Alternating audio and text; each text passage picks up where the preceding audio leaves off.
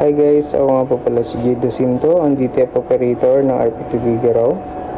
At ito naman po ang aming DTF machine smoke purifier na nagamit sa loob ng 6 na araw na may total of 22 meters.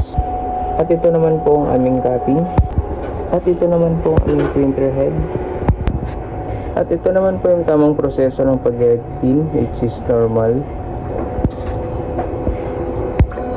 And always check naman po kung lapat.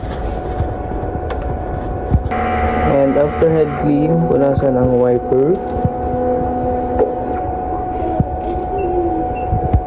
And after mapunasan ang wiper, i-nozzle test naman po natin.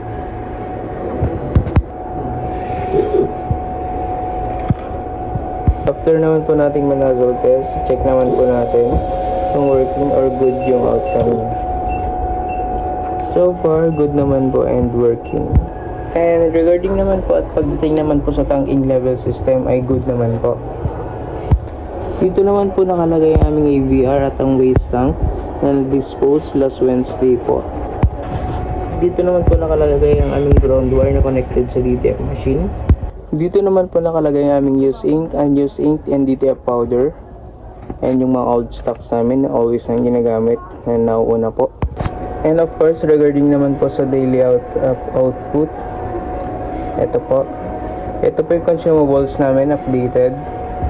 And sa daily output ay sa weekly inventory updated naman po. And sa daily output is updated din po. And of course sa checklist updated din po. Isa-send ko na lang po sa messenger. Yun lang po, salamat.